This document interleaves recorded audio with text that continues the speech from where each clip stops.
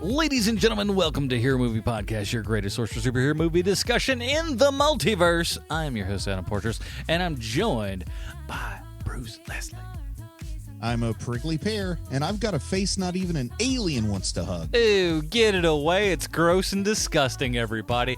And we've got a show here that's also slathered with a whole bunch of KY jelly, because that's what they used in this movie. Yes, everywhere. Oh, everywhere. It's so gross and everything is wet, but we're here to towel you off with a good old episode of HMP. And this week's episode is brought to you by the people that support us over at patreon.com/HMP. Now, what's that, you ask? That's where the people who enjoy this program a little bit too much. You know, we call those the crazy people. These people, they say, you know what, I appreciate the hour's worth of content that you give me every week here. That's all well and good, but I want more. That's what the Patreon people are saying. They're like, I want more, and they're like, okay, fine, we'll give you the pre-show. Us kind of hanging out ahead of time and talking about the show. But then they're like, no, I want more than that. I'm like, all right, fine. We'll give you the post show where we're just kind of chatting and, you know, talking about whatever. You get it. And they're like, no, I want even more than that. We're like, okay, fine. We'll give you a whole Dinger Zone episode, which usually goes about a half hour, sometimes even up to an hour if we're reviewing some of those movies that we did. And, we're giving you more content, man, and that's what we want to do here for those of you that enjoy this well enough and feel that we bring some sort of value into your life. Just give that back in monetary form. Just say, hey, you know, I'd like to get more stuff, and plus I'd like to keep this show on the air and rolling and everything. And you can do that in a couple ways: time, talent, or treasure, man. There's one of those, or all three if you're one of those people.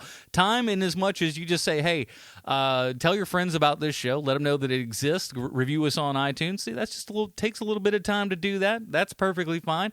Talent, if you've got some artwork or something that you would like to, update our artwork or something, hey, we'll take that. Anything that you want to do. And if you don't have any of those talents or anything like that, just head on over to patreon.com/HMP. Like I said, that's what kind of keeps this show going.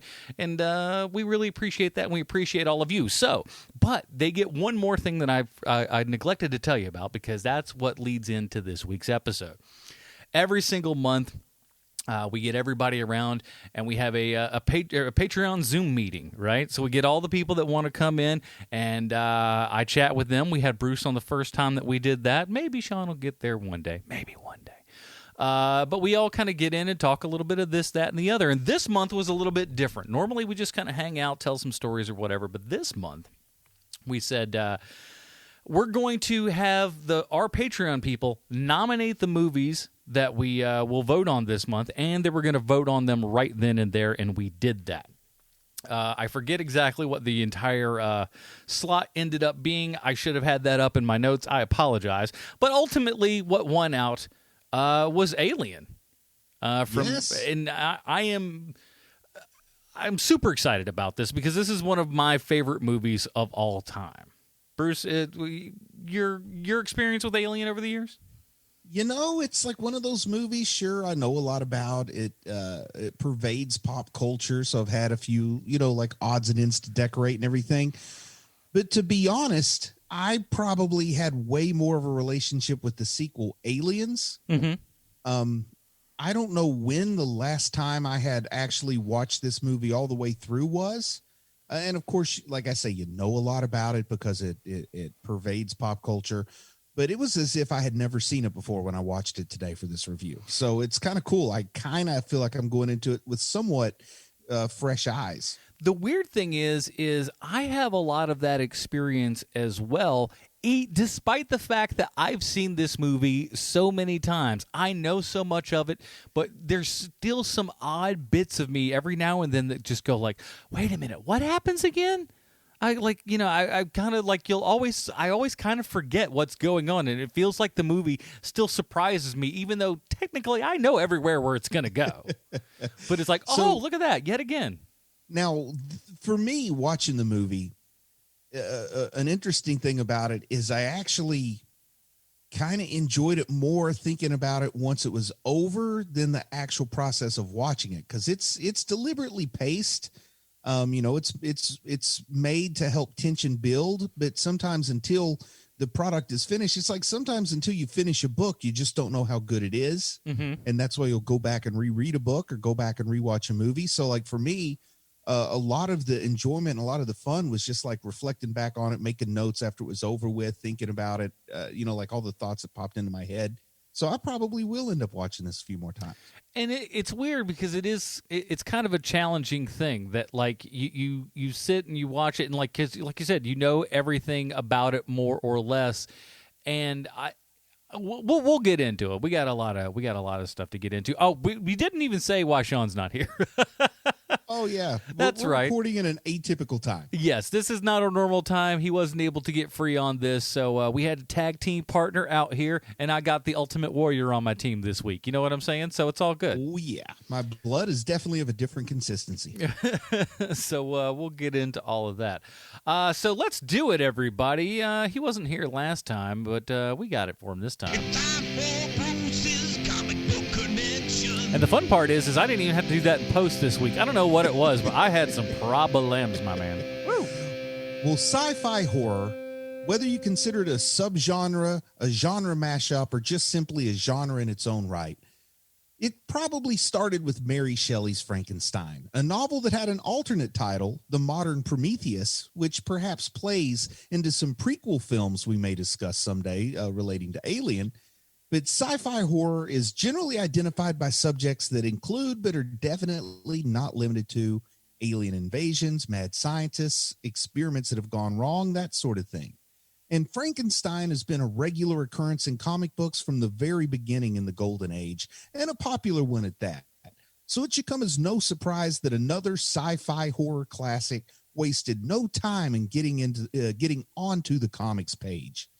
Alien, the illustrated story, appeared in 64 critically acclaimed graphic novel pages written by Archie Goodwin and drawn by legit art legend Walt Simonson in 1979, nearly simultaneous to the release of the movie. Published by Heavy Metal, it was both a critical and commercial success, and it was the first comic book ever to be listed on the New York Times bestseller list. Huh. Would that have been your guess, Adam? No, I don't think so. I think I probably would have gone like a Watchmen or something like that, something that seems obvious. And for 8 weeks between July and September 1979, it made it as high as number 7 on the bestseller list. And I just never would have guessed that the first comic book to make New York Times bestseller would be Alien. But the plot of the comic is essentially a streamlined version of the movies, but wow, does the art pop. In 1979, the New York Times review of the book called it, quote, an eye-filling and vibrant graphic portrayal of the gripping and fantastic tale that is Alien. And even as recently as 2017, Frank Plowright of the Slings and Arrows Comic Guide expressed that the book remains Heavy Metal's best homegrown work. So, Adam, have you heard of a guy named Warren Ellis? I have, but I want to say real quick, I like the name Plowright as well. That's a great name. What's up, babies? I bet it's not real. It's Adam Plowright. That's right, everybody. Sounds like you made that one up. But Warren Ellis, the guy's kind of a comic book legend in his own right.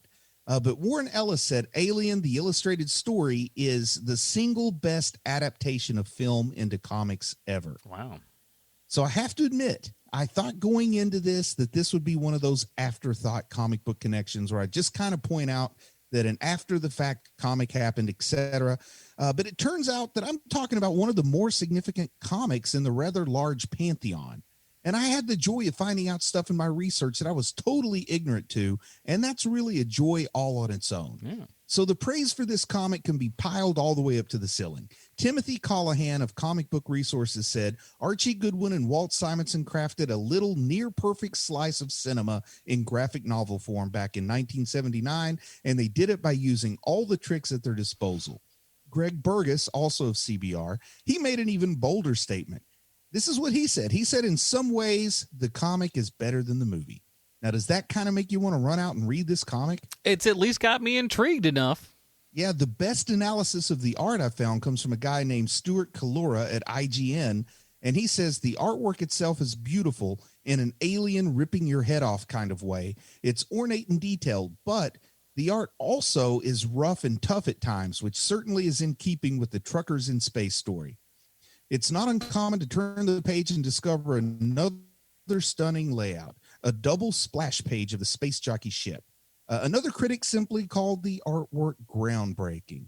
And it should come as no surprise that the story and visuals of the movie Alien would lend itself so well to the comic book format because the legendary European comic book artist Jean Giraud, aka Mobius, made the storyboards for this movie, and he infused ample comics experience into the film's look.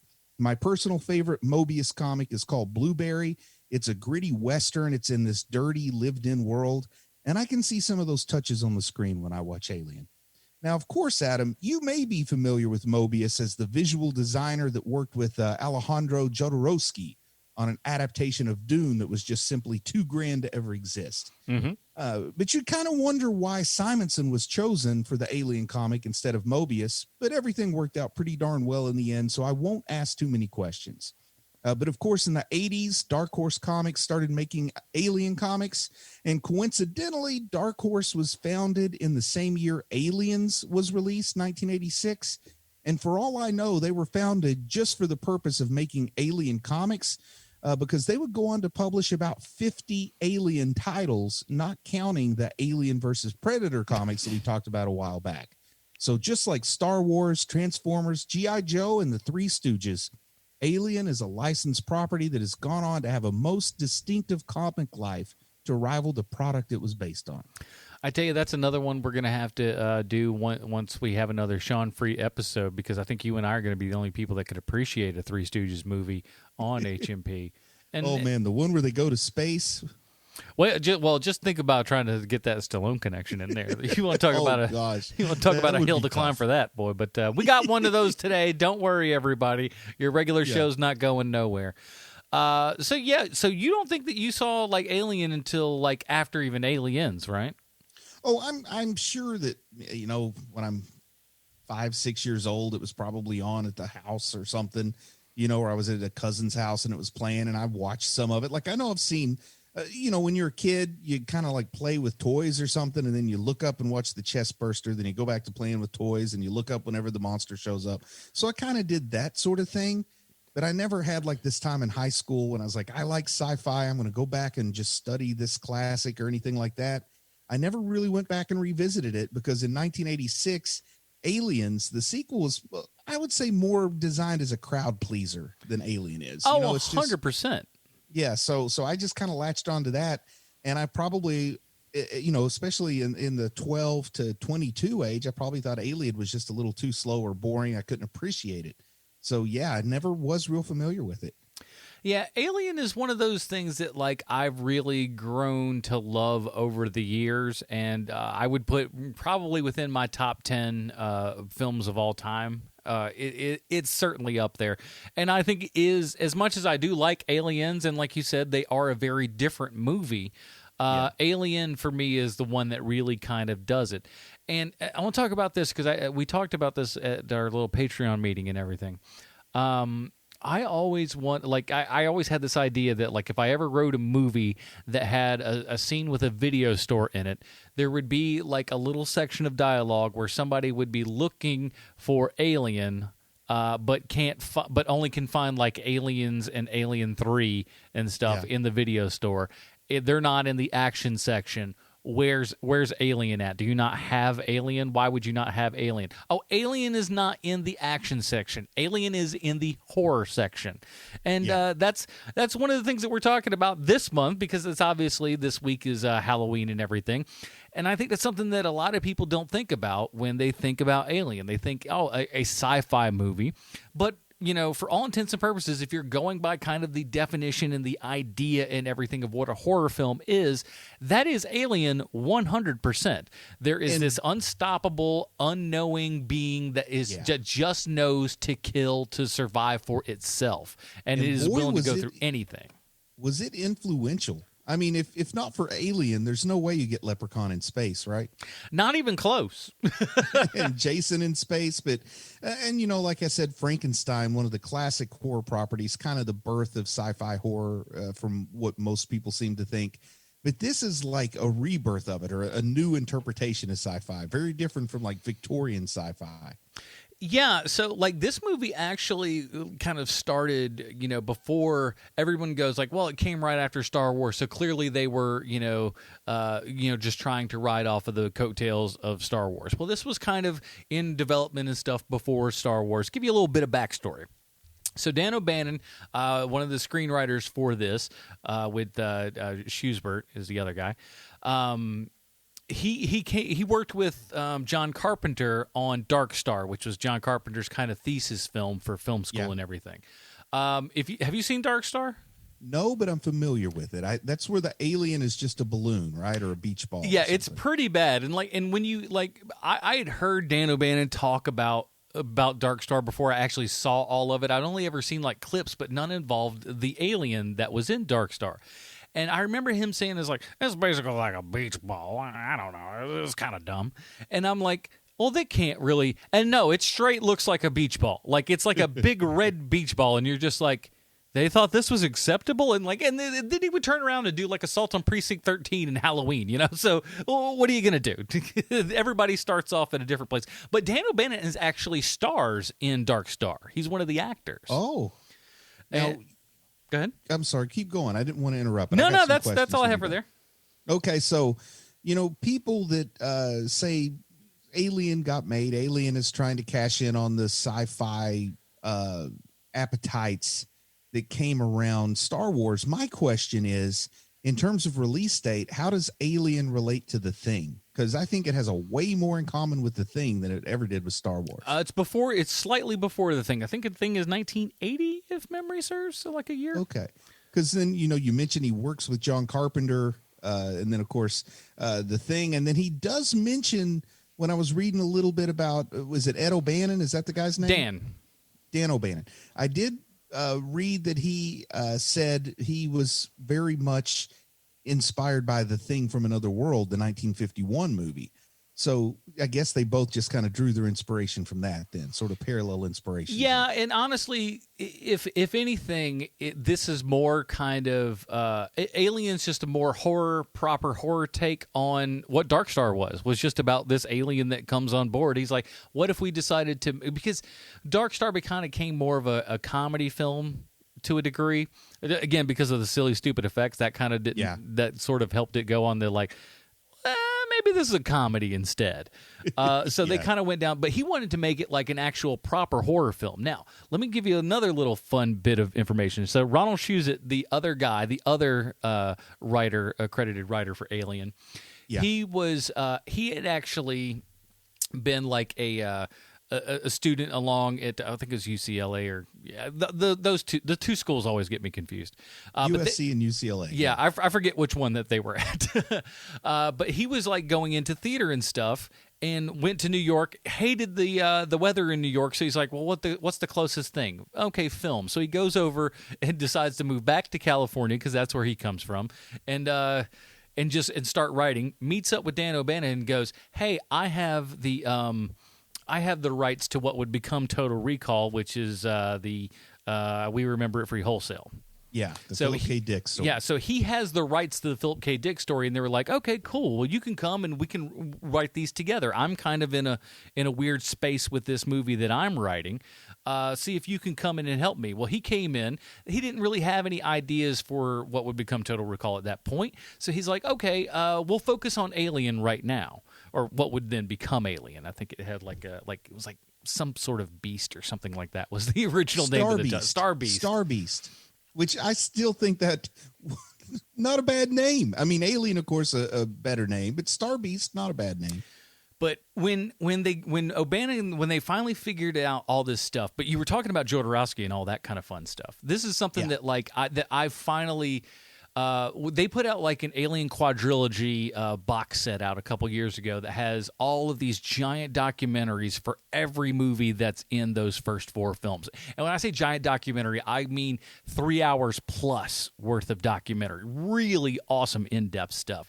But I learned more this time rewatching some of it, where I was like, oh, they were doing all the Jodorowsky stuff, because from the last time I had watched that, I learned who he was and all of the Jodorowsky's Dune, which I would recommend that documentary, Jodorowsky's Dune, all about what that movie could have been. And that's some point. almost certainly where they would have met Mobius then, who did their artwork. The big thing is that's where they met Giger. Oh, okay. That's probably a bigger deal. He met this movie. Giger doing that, and so he's like this weird little guy, and he looks like a little vampire. He's Swiss, right? Like he may be one of those people that's kind of like Tommy Wiseau, where you're not 1,000% sure where he's truly from. You're just like he's from some sort of weird Eastern European country, maybe we're not quite sure, but something like that. But he the first thing that he did when he met Dan O'Bannon was just like, "Do you want some opium?" Wow, what a way to introduce yourself. And he's like, "No, why do you do that to yourself?" He goes, "My visions, they haunt my mind." And it's just like, and you think that you need that? He goes, "It's like, is that why you take them?" He's like, "I do it because I'm afraid of he's afraid of his own mind. That's why he takes opium. He sees the things he draws. He's afraid of all the monsterized penises all around. Yeah, him. he draws the stuff that he draws scares him to death, so he has an opium habit. That's awesome. that's when you're into a weird space. And he really was like his book, The Necronomicon, which was all of the stuff that inspired Alien. And O'Bannon looked at that and was just like, that's it. But then, like one night, okay, so then we had all of this script go around. They tried to rewrite the script like 15 times. It didn't really work. They kind of wanted to take away credit from Dan O'Bannon on stuff. And he died a couple of years ago, but I never really felt like Dan O'Bannon was like happy with where he was in life. He may also been one of those people that would have probably never been happy. But people did try to screw him over a lot throughout his career. A lot of people just tried to take advantage of him in so many ways. And I think to some points he was like, maybe been too much of a pushover or something. I'm not quite sure exactly what it was, but he kind of got stepped on a whole bunch, and they always kind of had to try to put him off and make him do something else. But then again, how many times does the writer go down to like the special effects department and just go, "This is all bad. You guys need to do better than this." And like he did some of that kind of stuff, but everything that he brought to the table was really good, despite a lot of the producers and stuff really wanting him out, really wanting to try to rewrite all the scripts and stuff to make it not them. And I think they were trying to make a low-budget drive-in movie and not something that would last the way this did. I really do. Now, you're right. I mean, because initially this was slated to be a Roger Corman movie. That's what I'm saying. Yeah, that drive-in B-movie thing. And they still didn't give it a huge budget. Seems like people can't even agree on what the budget was, but it might have been as low as $8 million. Well, no, see, it was supposed to be around $6 million when they first started. But then once they hired Ridley Scott, who had just basically done a lot of commercial directing, and then he did The Duelists just before this, but that's like a period piece, You wouldn't look at that and go, "That's the guy who I want for my sci-fi horror epic." So they brought him in, but he went through and storyboarded out the entire movie. And one thing that you may not know about Ridley Scott is he's actually a really good artist. I feel like I've heard that before. He's quite a good artist. When you look at his storyboard, you're like, "Geez, man, Ridley Scott's pretty good, man. He could make a living as a storyboard artist." But no, the guy decides to continue to make films all the way into his 80s and everything. And I still think he's just really kind of killing it, in my opinion. But they bring him in, and he does all the storyboards, and they go from like $6 million to like 8 and change, which for at the time was pretty good. But another person that we kind of need to kind of credit with all this stuff, everybody's going to go to certain producers and stuff like that, but the real guy behind all of this is Alan Ladd Jr. Alan Ladd Jr., son of course, of Alan Ladd, who probably most famously known for Shane, which is great. That guy, like throughout his life, I think was one of the most unsung heroes of cinema history. People know who he is, but he is not sung out enough for being the guy that really took chances on people. He is the reason that Star Wars made it onto the screen. He is the reason that Alien made it onto the screen. The guy, if you look at his credits, he's just involved in so much of the stuff, and to his own credit, he will say, "Listen, I don't really know from any of this stuff, but I got a feeling about you. I think the talent that you guys have is going to be enough to make whatever it is that we're doing here that I don't get. But I see the talent in you, and I'm going to take a chance. And those chances paid off a big time. And kind of on the other end of that, I had read a little bit that Ridley Scott seemed to have a talent for talking people like Harry Dean Stanton, who didn't want to make this movie at all, into being in it too. So they kind of came from both directions, you know? Oh, Harry Dean Stanton looks like he never looked like he wanted to be in life. One of those guys that I'm sure that like was born and he was 46. Yeah. Yeah. And you look at his oeuvre of work before Alien and you just don't see him making this movie. No, he's one of those guys. But like, you have an absolute amazing cast with this. Yes. Can we talk a little bit about this cast? Because this movie, it's got a lot of good stuff. I mean, from every angle, you can talk about things that were done well, but I still think at the core, this cast, because you got a small cast, I think it's only 7 people.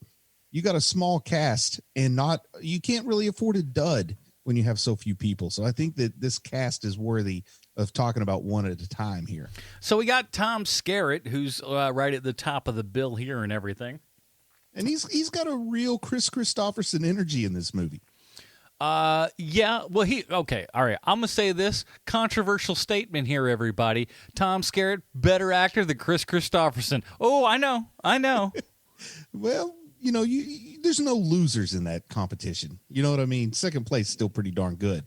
I don't know that I ever really had many like strong feelings about Tom Skerritt, but I like him as Dallas. Well, you know, you got Top Gun, MASH, that kind of stuff. But, you know, he was kind of, you know, you're watching Top Gun for Anthony Edwards, so you're not watching it for Tom Skerritt. That's a good point.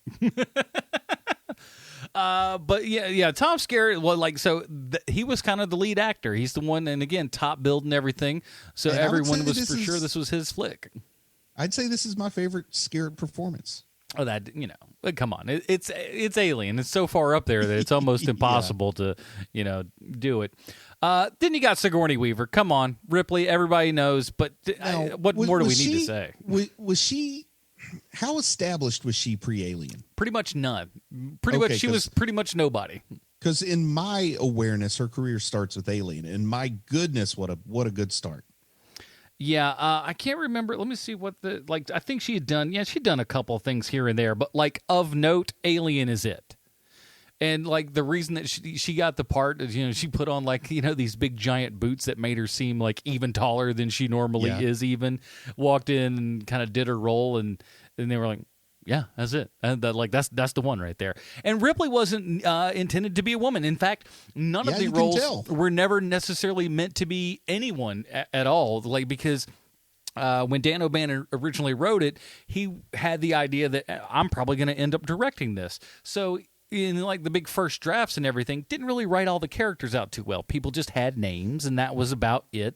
Characters weren't really developed or anything like that. That's kind of a thing about space movies. You know, when you're on a ship, you just kind of have a crew. Like a lot of times I never feel like I know what anybody's job is. I just feel like, okay, we're setting up a rocket, grab 6 random people and throw them on here.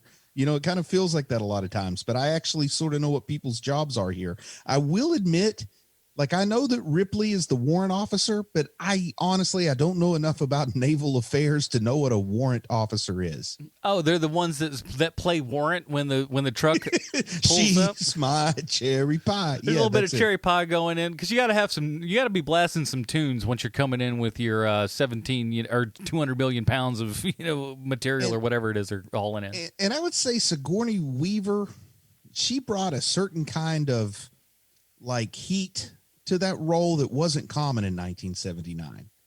No, and you can tell there's a couple of scenes, and this was not a super easy flick for her because she was so green, and you've got all these established actors in here who we'll get to in a minute. But you can tell, like, there's a couple of scenes, like when, you know, she's talking with Yaphet Kotto there, and he's kind of screaming at her, and she screams back at him. Like when Nancy Cartwright punches her in the head, she didn't know that was coming. It's Veronica Cartwright, not Nancy Cartwright. Oh, my bad. Voice of Bart Simpson. The voice of Bart Simpson traveled through time. Veronica Cartwright much better looking than I'm sorry, but no, I'm sorry, Nancy, but it's true. Veronica Cartwright's quite the handsome lady here. Man. So let's go into her because she's kind of as the you'll immediately think she's the lead with how they kind of frame everything and stuff like that. And at first she looks like she's the tough one, not Sigourney Weaver, but man, Ripley, like Sigourney Weaver, she brings that toughness out like at the drop of a hat and then it sticks. Well, the rough part here was Nancy, goddamn, Veronica Cartwright, and I was looking right at it too. That's the worst part. Veronica Cartwright actually thought she got the role of Ripley when she came in, like for like costumes and stuff.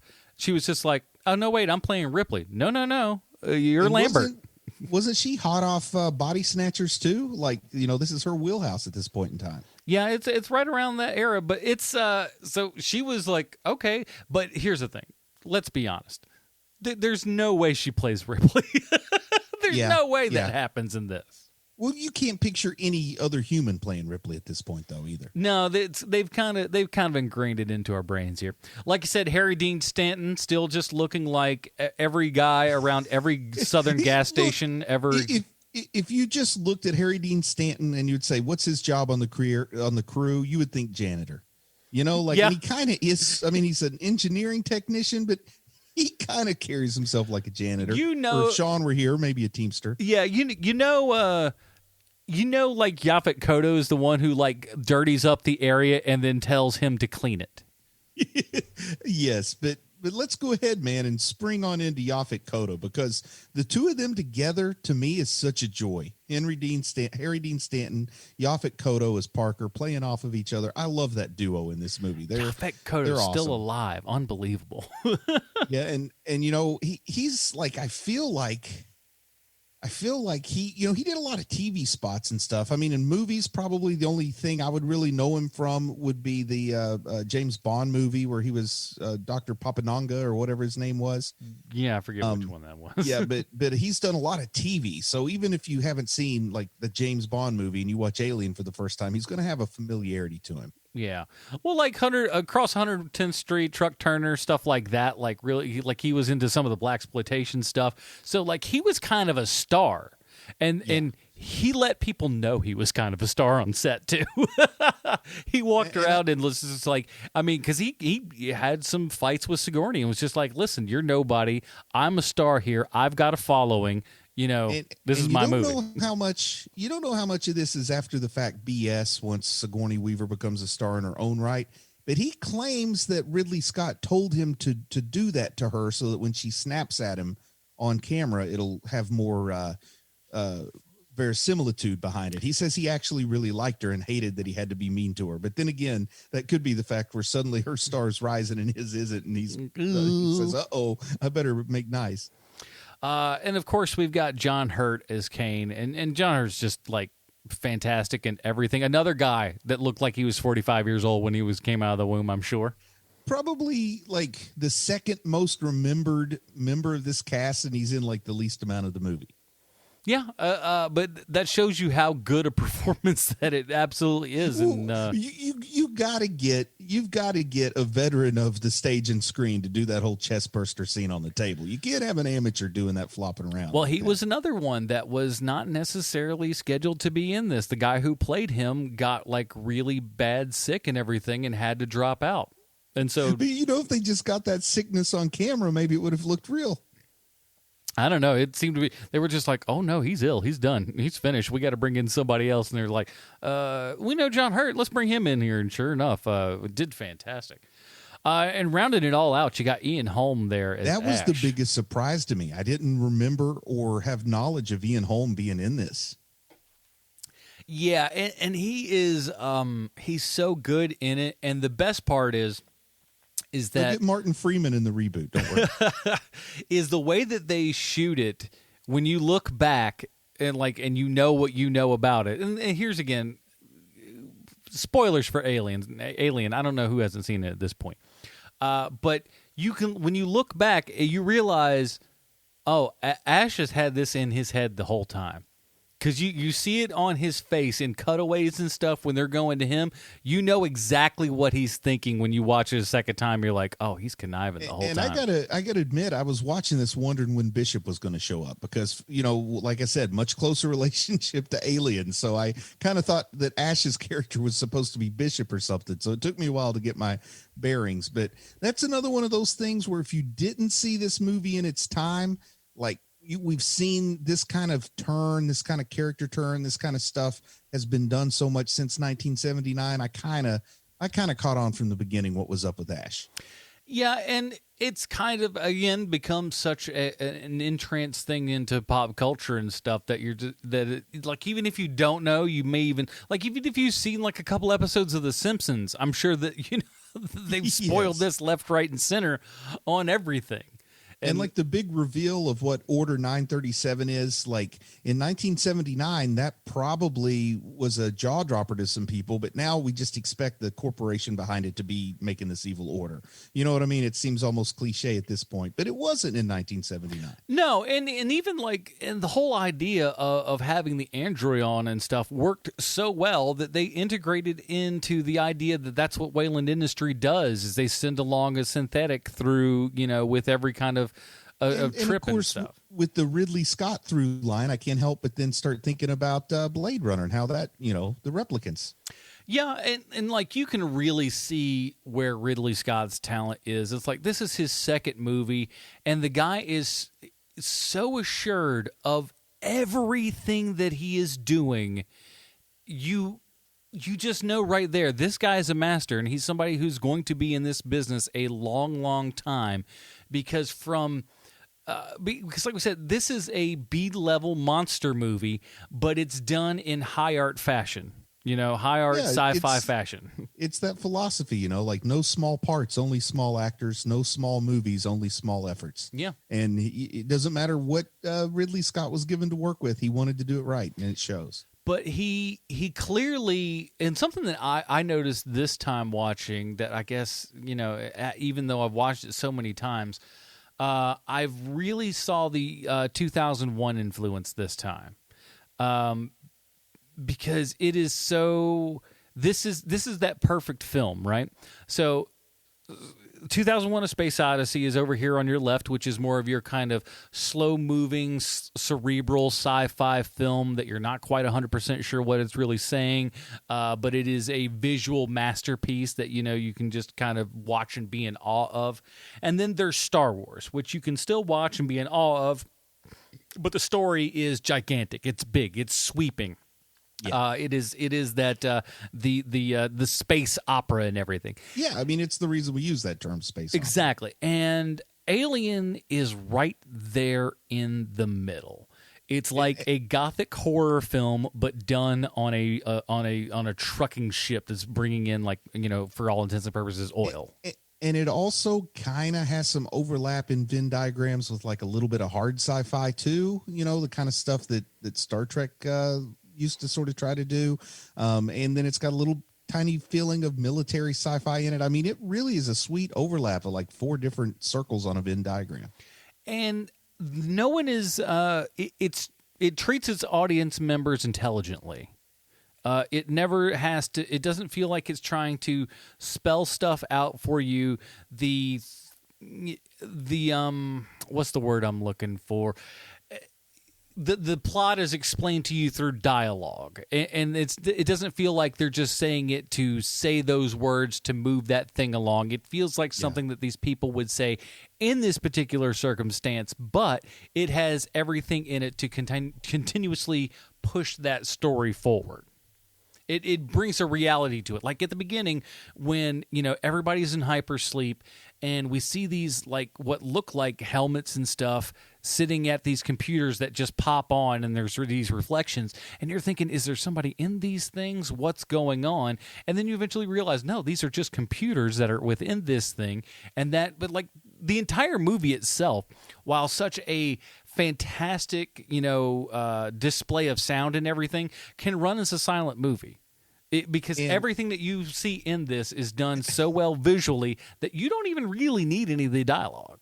And when they got out of the pods, I was expecting a Planet of the Apes moment. I was expecting there to be like a shriveled up dead body where one of the pods had cracked. I don't know. Just seen Planet of the Apes more than Alien, and that's not right, but it's just what it is. Get your hands off me. But also, this is one of those things, man. Movies from this time, and I would say it continued on for not quite, but close to 20 years, where now you watch and you get a kick out of how low tech those future high tech stuff really are. You know what I mean? What people pictured in the future and how low tech it really is on screen. Of course, I think they got the pods right. That does look like they're inside an Apple store when they're getting out of their pods. But then when they're on the computer screen and stuff, and just random lights, they're not even LED lights. They're just like Christmas lights blinking, all over the roof and stuff. Like some of that, it's kind of funny I always like seeing like what people in the past thought the future would look like. Yeah. Now, one of those, I don't think he designed that one because there were several different designers throughout this entire thing. But we just lost him, like, honestly, maybe a month ago. It was not even that long ago. But the fantastic Ron Cobb just passed away, and he's one of the guys that did a lot of designs, and he was in very early before a whole lot of stuff came on board. But he was one of those guys who just drew space stuff like nobody else. He would draw these interiors and stuff, and he's one of those dudes that could do it and then tell you what all the things what everything does. It's all done with a purpose. Cool. It's not like, oh, I just put this thing here or this thing here. It's like, no, this thing holds this one holds the wrenches, and this thing over here does this one, and this does. Like, he could tell you what all the stuff was. So when you see that, and what I think is one of the more appreciated things about this movie, it doesn't get talked about enough, is how amazing these sets are. Everything looks so good. And like, we took 2001 was a very kind of sterilized, very white and pristine kind of looking vision of space, right? And then we have Star Wars, and everybody was like, oh, check out Star Wars. Star Wars is so cool and unique and different, and that it's kind of got that grungy real-worldness to it, The Tatooine, everything is kind of rusted, and it's got like scratch marks and stuff on it. Star Wars was like the space version of what Europe was like after the fall of the Roman Empire, kind of. Yeah. So it like everything used to be grander than it is now. But Alien goes, okay, I see that Star Wars. I see that. Now I'm going to make it real. Yeah. You feel like this could be a big giant tanker floating through space. They make it look industrial, which is what it is. The entry, the little letters, the words that pop up on the screen at the very beginning of the movie tell you that the Nostromo is basically a tugboat, and they make it look like a commercial kind of, industrial tugboat. But the first question I started to have, though, once again, I'm not an expert on things nautical, but is it typical for a tugboat to have a science officer? Choo choo. I don't know. like that's the one thing I was wondering. Like these are just like working class people out there doing their job. Space truckers. That's what somebody else had called it. Space truckers, a tugboat. What in the world is it? Like, they should all be curious. Why the heck are they sending a science officer anyway? Well, I guess you can always just go space and like that. I guess that's the answer. It's just like, it's because of space, man. Imagine you took a career change. You went and learned how to drive a big rig. You show up on your first day to haul, I don't know, you're hauling some CD players that Vin Diesel's going to steal from you before you get to California. And they say, oh, and going along with you is this physicist. Have fun. You're going to be very suspicious of that physicist the whole trip. It turns out it's Doc Brown. It's a robot. He's here to kill Vin Diesel. Robot Doc Brown's here, everybody. I don't know. There's a couple of things that are quite weird. I always did kind of go, really? No one knew that you had a robot on board here, which I thought was, like, for the first one is actually that's a pretty good thing. But at the same time, you do kind of go, no one knew. Nobody. Are you kidding me? Unless you're living in a post Blade Runner world. Ever since I've seen Blade Runner, every movie I ever watch, I think everybody's a robot. Yeah, that guy's a robot for sure. Total robot. Totally ruined my ability to enjoy Hot Rod.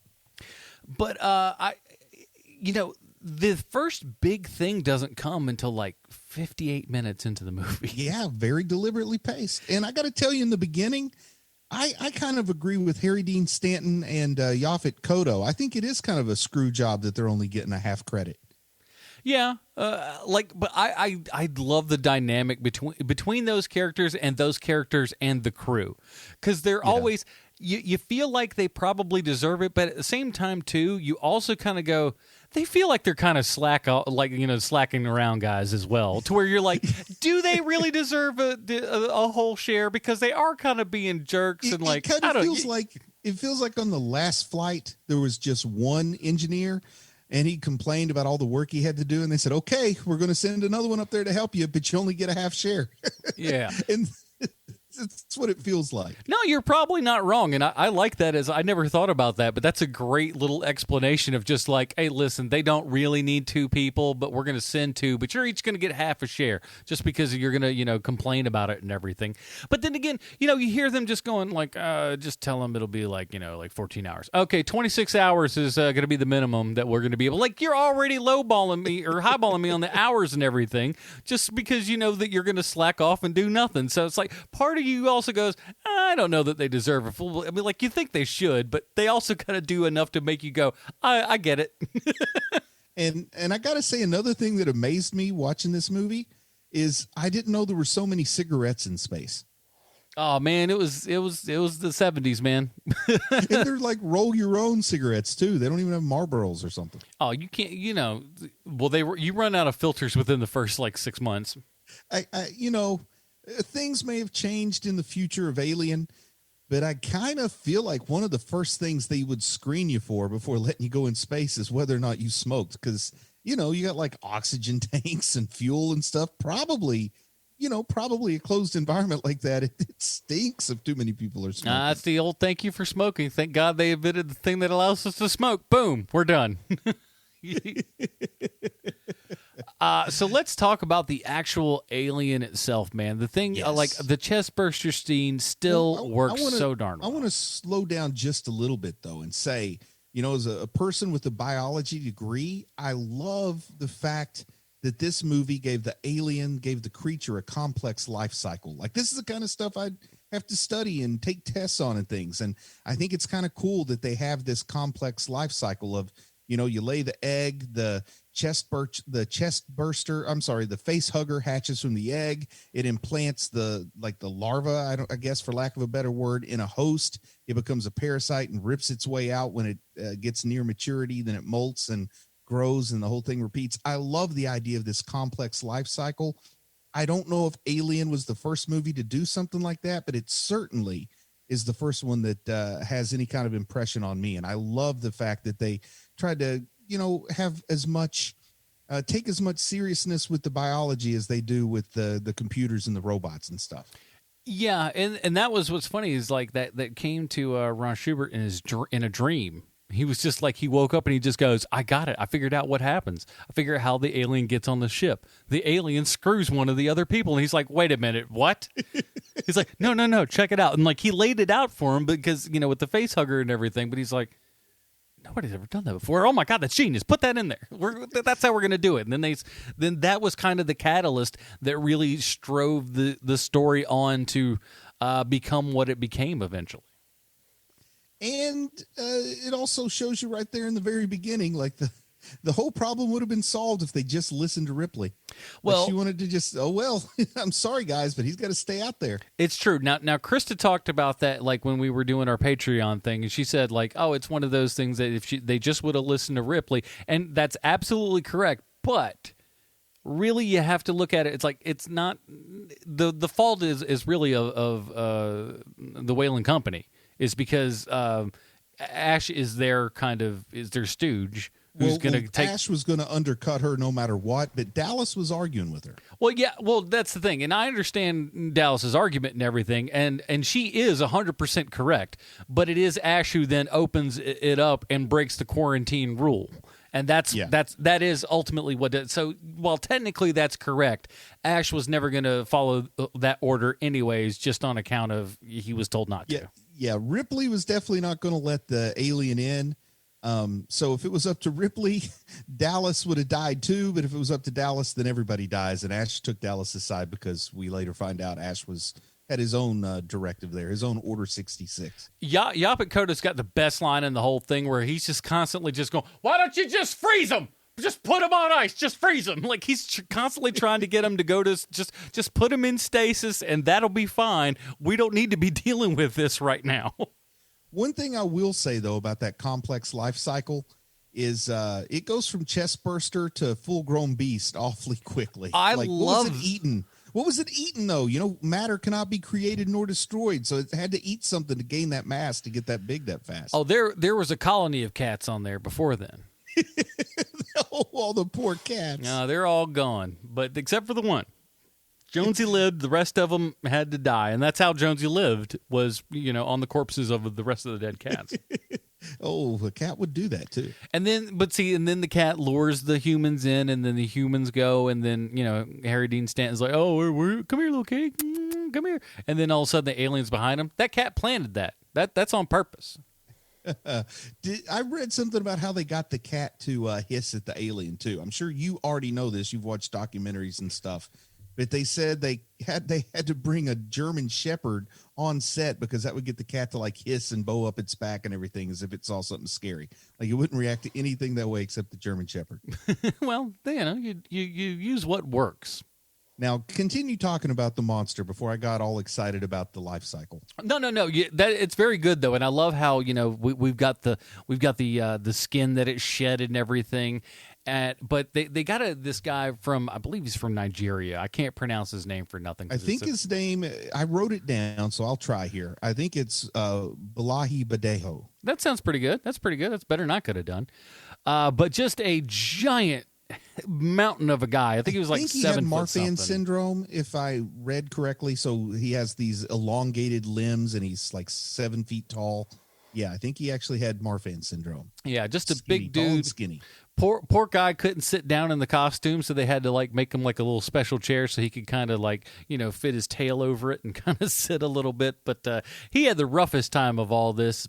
But the Giger design for the alien and stuff is just so amazingly good. It's sexual, it's weird, it's like insect-like but reptile-like at the same time. It's all over the place, but it's so iconically cool, and like as much as they've it's kind so of been, alien. I mean, it doesn't seem like anything we could picture on Earth here. It's so bizarre, and again, that giant long head, the crazy long limbs and stuff. So it's humanoid to a degree, but you wouldn't necessarily confuse it with a human by any means. The one thing I never understood though was the benefit to having a smaller mouth inside your big mouth, because it's weird and sexual. And that's weird, man. That's weird and sexual. Giger stuff all over, and it's just everything is just dripping wet all of the time, and it's so gross and visceral that it's and just, like you said, I mean, they're on the record that dripping wet was a combination of KY jelly and shredded condoms. Yeah, just put it all in there, and you're like, good to go. But it was just that had to be so gross to be on that set. Oh, you have no idea. You got milk flying everywhere. Why does the android have to run on milk? I don't know. It does the body good. Creepy and gross about that though. The milk everywhere. I hate old milk. Between stuff like that and like the when they got some of like the organs and stuff for the aliens and stuff, there's just a lot of like weird meat products and stuff, like stuff that we don't eat here in the U.S. for sure. Like, that's like calf's liver wrapped in a fatty thing of this, that, or the other.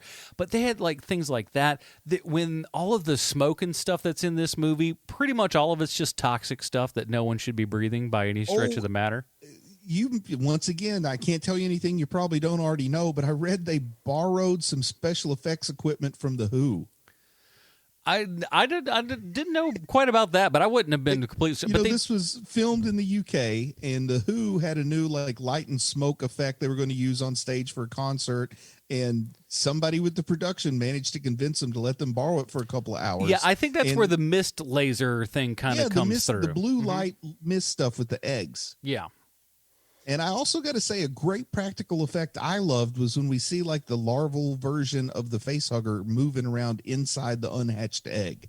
I thought that was a cool practical effect. Yeah, it's a pair of hands. That's all it is. It looks great. You wouldn't know it. And it makes this weird sound, but like once you know what's in there and you look and you're like, oh yeah, that does look like a pair of hands in there, doesn't it? And I do have to say there was at least one odd wardrobe choice. Like maybe there's multiple odd wardrobe choices, but the one that sticks out to me is that onesie that they had John Hurt wear. That is the weirdest thing. I would hate to see that in your closet, Adam. Like, what am I, a Dickens character? What is this? It's ridiculous. But listen, here's the thing. This movie's tough to talk about because everyone has seen it, everyone knows it, and there's a good reason that you do. Is that it's freaking amazing. Well, I've got a couple questions for you since you're the expert here. So one of the questions is the cat in this movie Jones? Is that the cat's name? Yeah. Is that the inspiration for the cat in Captain Marvel? I wouldn't be surprised if that was part of it. Because, man, they look a lot alike, and they're both on spaceships and stuff. And then, for some reason, I've only seen Prometheus once, but I saw it in the theater. I kind of remember that movie more clearly than any of the other Alien movies. And then I'm starting to like think what I'm seeing here when they first land on that abandoned planet with that big round looking abandoned ship. Is that like the ship from Prometheus? Mm-hmm. Is that fossilized, that giant fossilized skeleton? Is that one of the engineers? Yeah, exactly. And that is so cool now, like that it, because at the time of this movie, I don't know if anybody had thought it that far through, but now it's kind of cool to go back and I think watch there's a this lot and of people that would tell you that they thought that. 40 years later, it'll make sense. Yeah, eventually you'll get this, and I like those films for what they are. It's here's the thing. There are things to recommend and not recommend about the other films for sure. And this is kind of the one in my opinion. Like if you didn't have any of the other ones and you just had this one, I think we'd still be perfectly fine. This movie doesn't really need a sequel. You know what I mean? Like this movie exists. It's like Jaws. Jaws had all those sequels and they start getting pretty ridiculous. This is a lot like that. Like this movie is really good on its own. It's like Rocky. The sequels are crowd pleasers, but none of them are anything at all like Rocky. Yeah, you know? Nightmare on Elm Street is good. That's a one and done. Let's be honest. Like, once you finish that, you're like, oh, all right, we don't really need any of these other ones. Some of them are fine. You're like, oh, okay, it's all right and everything. And but then it's I not also the first wonder, one. maybe I missed it at the beginning, but like, does the cat go into suspended animation too? I don't know that I've ever thought about that. Because like if there's nobody around to feed the cat, and I'm imagining they don't have a lot of like rats and mice on this ship, like you have to put the cat into suspended animation when you put the people in there, right? I mean, she sure enough puts the cat in the suspended animation at the end. Yes, it takes him on the shuttle. I got to be honest, my priorities, I wouldn't be saving the cat, even though that's what that book about screenplay says to do. Yeah, and that's the thing. I don't know if that's where that came from, but it might as well have because it's the most obvious. But oh gosh, another quick thing. It's like all of this stuff ahead of time, like before we get to all the crazy action and stuff, there's so many kind of locked off or still cameras. There's a couple of great moving tracking shots and stuff like that. But for the most part, the camera's very still, very, direct, very deliberate. And as the movie goes on, and as they're trying to, Ripley's got the flamethrower and everything, and they're going through. Then it gets real handheld. The lighting kind of changes and stuff, and it really becomes a slam bang action film. And to have that thing that is started for almost an hour and a half before it gets to that area where it is just throwing up everything, and it's scary. It's really good. She's flying through there. You've got the impending bomb in the background of the ship that's going to blow up and everything once it's hit the self-destruct. She tries to save the cat, go off, turn off the self-destruct. Of course that doesn't work. You're running back into, so now I got to get the hell out of here. I've only got 5 minutes left. You barely gets the cat. You're off the ship. Everything is fine. And then, oh no, it is not. It's a brilliant just turn. It's so good. And, just building off of something you just said there, do any real life vehicles have a self-destruct button? Could you imagine how bad that would turn out if your car had a self-destruct button? Because, accidentally, because, man, I've driven with the parking brake on. I've forgotten to lock the doors. I know I would accidentally push that self-destruct button. Why would they put it right next to the radio? Why do they put it next to the turn signal? Yeah. It's so stupid. I go to turn it up. All of a sudden, it's just like, countdown commencing. I don't know if any real life thing has it. Like even big tankers out on the ocean, do they have a self-destruct button in case pirates take it over? I don't know if that's a thing that exists anywhere outside of sci-fi. Perhaps it should have. We should have more of those. It'd be like, oh, really? Could you Click. Could you imagine getting on a commercial airliner and the stewardess says, "Be careful, you don't touch the self-destruct button when you're getting to your seat." It's right there by the call button. Careful now. Oh, whatever you do, don't hit that gigantic red button. There's the AC, the call button, and the button that blows up the whole darn thing. Careful which one you hit. I don't know why we made it big, the biggest one of all of them, but it is there. I don't know why we put one on every single one of the 87 seats, but we did. You know, you don't know if it's going to sell out or not. You know what I'm saying? So that seat could, like the hopper seat could be empty. You don't know. If space pirates show up, you'll need that. Do you think maybe Ash is really the bigger monster in this movie? Because he's scarier to me. Oh yeah, Ash is terrible, and that's why it's so satisfying when Ash gets burned. Out of everything in this movie, too, the most gruesome thing is when Ash is trying to kill Ripley with a rolled up magazine. Man, it's really weird. Imagine, I can just feel how bad that would hurt. It's super creepy. It's kind of sexual in a strange way. Mm-hmm. Yeah, it was so meant to be all of those things, and it is, and it's like, oh, and the sound design is so good throughout this entire thing. Like just like him like rolling up that magazine and just the little sounds that they put in there. Like it is this movie has just immaculate sound design throughout the entire thing. So much of it is ADR. Some of the ADR is kind of not so hot in certain places.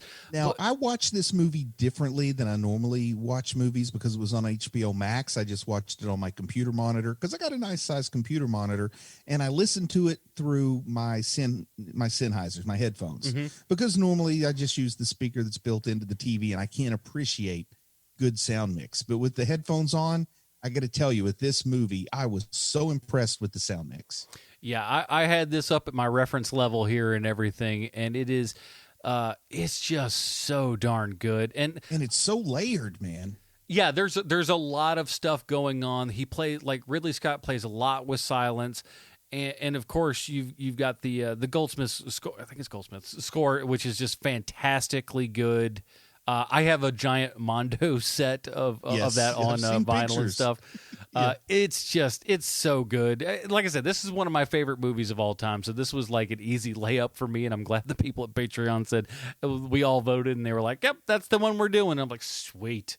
Do you think this could become a Halloween tradition? We got a whole lot more movies of this series. We do have more of these. This is not. We've been kind of toying with stuff to replace for the Halloween stuff. I don't think that this is a bad choice, and we at least got 2 years before we get to Alien 3. So. You know. And then what comes after Alien 3? We got Alien Resurrection. Okay. And then is that when we get to Prometheus? And then I never even saw the last one. Yeah, I mean, if we want to go that, we could still do we could still throw in the Alien Predator movies. Well, that's its own series. But yeah, that's its own series. Okay, if we stay in Alien We're proper, doing that on National Customs Day or something, Border Patrol. We picked a weird day to do that, remember? It does need to be a weird one.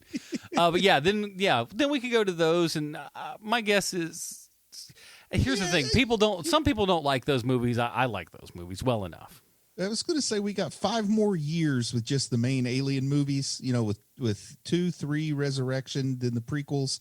And then if we're all still alive in 5 years, we'll see what to do next. And I will say this, though, 3, just from like a historical perspective, and like I have so much behind the scenes knowledge because of these great documentaries that they put out on the special editions and stuff. That in and of itself is worth talking about. Just for the fact that David Fincher, that was his first film, and like how he had like zero control over it and stuff. So this is some fertile ground for us to explore for sure. The only thing I remember about 3, and maybe it's not even in 3, but the only thing I remember about 3 is Ripley throws a basketball like a really long way and it goes through the hoop. And then there was Air Bud. Yeah. Is that the movie where that happens? I forget. Honestly, I don't watch 3 a whole bunch because 3 is not very good. And there's so many reasons why it's not very good. And when you hear a lot of those stories, you're like, it's amazing this film ever got made, period. Was Joss Whedon a writer on any of that? That was the 4th one. The fourth one, okay. That was another one that went through a ton of directors and stuff. So, like, I mean, look, at least from a history perspective, I think it'll be fun to go back and look at some of those other movies. So I think you and I just kind of just agreed on it, even with Sean not here. I think we're gonna do these alien movies for Halloween because they're super fun in one way, shape, or form. So we'll do all that. But before we do, Bruce, is there any way that this here movie relates back 1-to-1 with Sylvester Stallone? Why, yes. Thank you, Adam. I have a prepared statement via Sean. Walter Hill is a writer, but he didn't write Alien. He did, however, write The Warriors. I'm sure you're familiar with The Warriors. 48 Hours. I'm sure you know 48 Hours. Aliens, Alien 3. He's also a director, but he didn't direct Alien. However, he did direct Streets of Fire. Who doesn't love Streets of Fire? Brewster's Millions, another great movie. Red Heat. Probably Jim Belushi's best movie, right? Red Heat? Probably. So if he didn't write Alien and he didn't direct Alien, what exactly did he do? Well, the thing about Walter Hill is if you want to make an Alien movie, you can't make it without him because he was the big producer on Alien. He made the whole thing happen. And if you want to do absolutely anything with Alien in it, you need to have a talk with Walter Hill. He's been the producer on every Alien movie ever, including the terrible Alien versus Predator movies and Prometheus and Covenant. Walter Hill has a crazy balls career. And to give you an example of this, he's been working as the producer on a remake of Whatever Happened to Baby Jane in 2020. Walter Hill is credited as the director in 2020. Why does the guy who wrote and directed The Warriors want to do a remake of Whatever Happened to Baby Jane? Look, I don't know everything. I'm not Adam talking about politics. I'm just a man. And I have no idea why anyone would give anyone money to remake Whatever Happened to Baby Jane. In an effort to provide complete transparency, I also don't understand why there's so many Peter Pan movies. Are there massive Peter Pan fans? Are there Peter Pan conventions? Why isn't Rufio a bigger deal? Man, someday I'll have to tell you, this is me talking, not Sean. Someday I'll have to tell you an absolutely true story about one time in Seattle, I saw a stripper dressed as Rufio do a routine. Okay, let's get back to Walter Hill. Well, that's going to be in the after show. In 2012, he directed Sylvester Stallone in the movie Bullet to the Head, which is exactly what you'd be wishing for if you watched that movie. Hashtag the kids still got it. Walter Hill was brought in as a hired gun on that movie. Rumors are Stallone and the first director didn't get along, so they fired him and brought in Walter Hill. Together, Hill and Stallone did a rewrite of the script, and what we ended up getting was Bullet to the Head, a movie no one has ever seen, no one talks about, and no one wants to admit exists. But it does exist. It's real. At least I think it is. I've never seen it. And there you have it, HMPers and dingalingers. This week's Stallone Connection is Walter Hill. Adam, Bruce, this is the 328th episode of this bit, and still no word from Sylvester Stallone. One day, perhaps. Yeah, Walter. I thought Walter Hill was the guy from Goodfellas. That's a Henry Hill. Oh, I thought Henry Hill sold propane. That's Hank Hill. Oh, okay. I'm on top of it now. Now you just got to get all those ducks in a row. Walter here's one of those guys that like he is either going to take your thing and like bring it into the stratosphere or strangle it to death and leave it in an alley to die. There's not a lot of weird in between, and he's one of those guys, and he's one of the few people who he either has little or no appearance in any of those Alien docs and stuff that's all in the special features. So I think he's even one of these guys that's just like, look, I'm not even going to talk about that. Like you hear his name all the time. People are talking about him all the time, but he ain't there. He might be so deep in it. He's like Michael Uzlan with the Batman movies. Like he knows he's getting a big check and that's all he wants. Yeah, I think like him and like who's the guy that did John Milius. He's like he feels like he's of the John Milius era kind of guys, you know? Yeah. Guys that are kind of born in the 40s and stuff. In the 60s, they got their wild and crazy, and they just were, you know, flipping nut jobs. I feel like Walter Hill's one of those cats. All right, let's get into it. Here at Hero Movie Podcast, we have our own patented Robin rating system if you want to check that out. Head on over to our Reddit, man, reddit.com/r/Hero Movie Podcast. It's right there at the top of the screen. And join in, man. We appreciate you guys hanging out and talking with us and stuff. Bruce, where does Alien from 1979 fall in the Robin rating system for you? well, not my review, but a review I read online, describes it as a movie where nobody listens to the smart woman, so everybody dies except for the smart woman and her cat. 4 stars.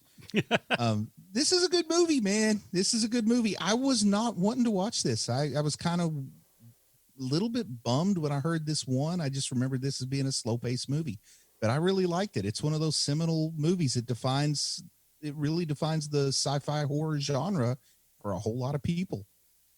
So I don't say I can be anything less than like that top of the line Dick Grayson here. Yeah, it's Dick Grayson all the way. Like I said, I kind of spoiled my hand a little early. It's one of my top 10 movies of all time. I really enjoy this. I think Ridley Scott is a master, and this was really like the thing that made everyone just go, "Oh my God, this guy!" And he's continued to put out just immaculate work, all of the time. Like even like his misses and stuff, like recent day misses.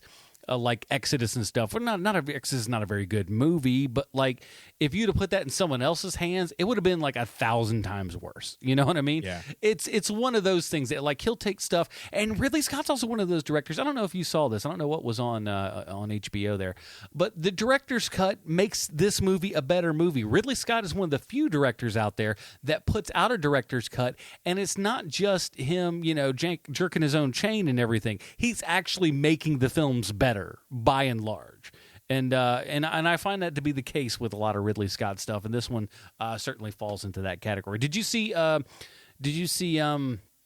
what's his name there? Tom Skerritt's character get all burnt up? No. Okay, so you probably saw like the regular cut. Yeah, I'm pretty sure I saw the theatrical cut on HBO. Because I definitely, the one thing I do remember about this from when I was younger is you want to stay till the end, because that's when you see just how interesting Sigourney Weaver looks in her undergarments. I'm a big fan of that, so I'm glad he didn't cut that part. Young Adam was a big fan of that as well. Yeah. I think that's what a lot of us just go like, oh, space can be sexy too. All right. But no, it's a Dick Grayson. This movie is fantastic. There's a big giant poster of Alien right behind my head right now. So I am a fan, and I am a fan of everyone for voting for this movie over at patreon.com/HMP. I'd like to thank all of you guys. Thanks for hanging out that night. Thanks for voting on all this good stuff and helping this show continue to keep running. We really appreciate that. We've got more stuff coming up. Bruce, we got a big week coming up. We got a big week, man. What's going on? We are within 1 week of the debut of season 2 of The Mandalorian. So that means we're within 1 week of the debut of season 2 of The Mandalorian 30 Questions. Woo! Season 1 had a ton of folks listening, so I hope you all come back, join us for season 2. We all love this show, so I'm looking forward to it, and I can't wait to talk about it. I feel it's going to be pretty big because, I haven't been posting anything. I haven't really been doing anything on the page itself, but the Mandalorian 30 Question Facebook page has gotten more and more likes as time has gone on here without any promotion or any posting of stuff. So, I'll call it the inorganic reach, where I'm not doing anything and it's just getting out and more people are getting there. So get on board for that, everybody, because it is a ton of fun. And I think that second season is really going to be the secret sauce that makes everybody go, look, we like this first season, but this second season has the potential to blow that first season out of the water, because we all know what we're doing now. And, it's kind of like Spider-Man 2. Once you get that first Spider-Man out of the way and we get past the origin story and all that, now we're getting into the weeds here, and it's going to be pretty sweet, I think. So check out Mandalorian 30 Questions wherever you find finer podcasts. That is it, everybody. Thank you for joining us again on yet another fun-filled Patreon special here over on HMP. For the absent Sean, I can't talk today. I don't know what's going on here. For the absent Sean Koufax, Bruce Leslie, my name's Adam Portress. Stay super, everybody. Goodbye, Marty and Evie.